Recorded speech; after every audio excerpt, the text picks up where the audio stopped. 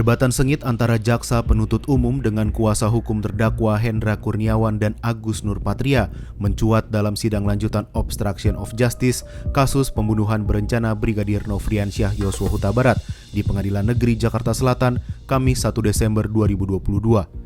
Perdebatan berawal saat saksi Radit Hermawan yang merupakan anggota Div Propam Polri menjelaskan fungsi Biro Paminal ketika menerima pengaduan dugaan pelanggaran yang dilakukan anggota Polri. Saksi menyebut jika terjadi pelanggaran, maka Reskrim bertindak, sementara Paminal hanya menindak secara etik. Bisa nggak? Di dalam peraturan ini tidak diatur seperti itu. Enggak. Bisa Kalau gitu. tidak diatur berarti tidak boleh, kan begitu saja toh? Iya. Siap. Begitu. Siap. Iya. Tidak bisa. Tidak bisa. Tegas. Terima kasih. Itu maksud saya. Nanti potong dulu. Perdebatan berlanjut ketika saksi menyebut tidak ada laporan atau surat perintah penyelidikan kasus Duren 3 yang menewaskan Brigadir Yosua. Namun saat sidang, kuasa hukum terdakwa justru membeberkan surat perintah penyelidikan kasus Duren 3. Hal ini membuat jaksa penuntut umum bertanya-tanya soal kebenaran surat tersebut yang baru terungkap di persidangan. Melihat pertanyaan saya, apakah saudara masih tetap dengan keterangan yang di sini? Tidak. Tidak. Masih tetap? Tidak. Berarti yang ini sudah cabut.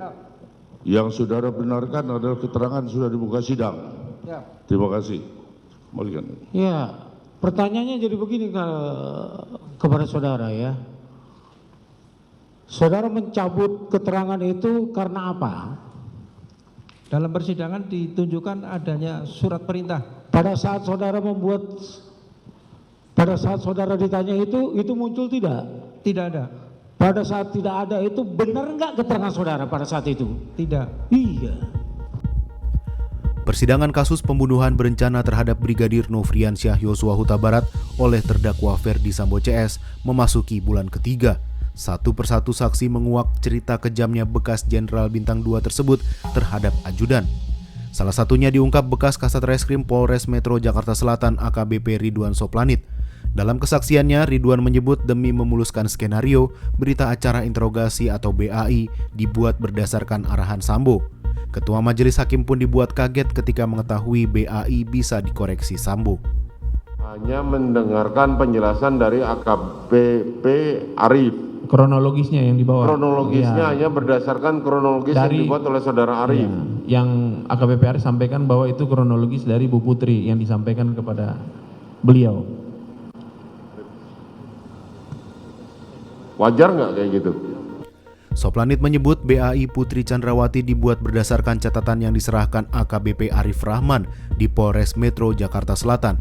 Putri tidak diperiksa langsung melainkan menuangkan kesaksiannya lewat tulisan tangan di selembar kertas.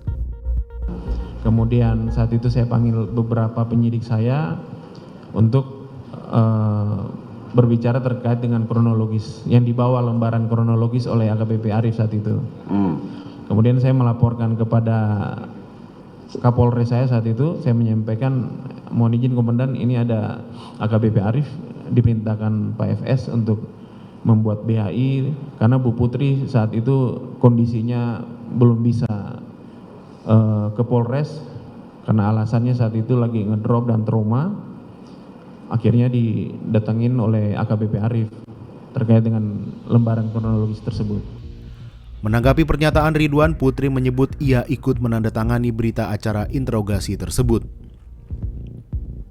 Sedikit ada tanggapan untuk Bapak Ridwan Soplanit bahwa saya menandatangani BAI pada tanggal 11 Juli.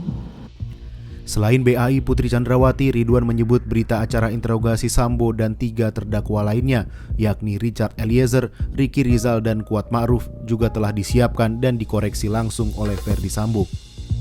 Kepada Sambo, Ridwan juga mempertanyakan tindakan Sambo yang mengorbankan anak buah dalam perkara ini. Sejumlah mantan anak buah Sambo pun merasa dibohongi dan dijebak dalam pembunuhan berencana Brigadir Yosua Huta Barat. Sebelumnya, bekas Kaden A Ropaminal Div Propam Polri Agus Nurpatria sempat mengumpat setelah ia dan Hendra Kurniawan sadar telah dibohongi oleh Sambo. Agus kesal dengan Sambo setelah mengetahui Brigadir Yosua tewas bukan karena baku tembak, melainkan ditembak.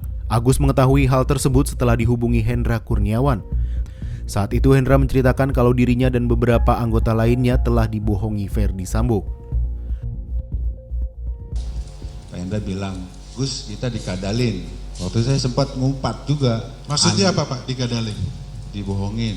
Oke, dibohongin. Waktu itu saya sempat mengumpat juga. Menanggapi pertanyaan mantan anak buahnya, Verdi Sambo menyampaikan permohonan maaf kepada para anggota Polres Metro Jakarta Selatan yang turut menerima hukuman dalam kasus penanganan kematian Brigadir Nofriansyah Yosua Huta Barat. Dan pada sidang kode etik di semua proses pemeriksaan saya sudah sampaikan adik-adik ini nggak salah, saya yang salah. Tapi mereka juga harus dihukum karena dianggap tahu peristiwa ini.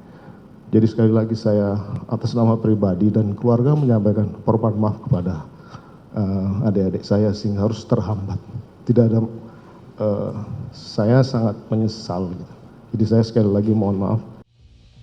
Adapun hukuman yang diberikan kepada mantan anak buah Sambo yang terseret dalam kasus ini beragam, mulai dari turun jabatan hingga pemecatan oleh Komisi Kode Etik Polri.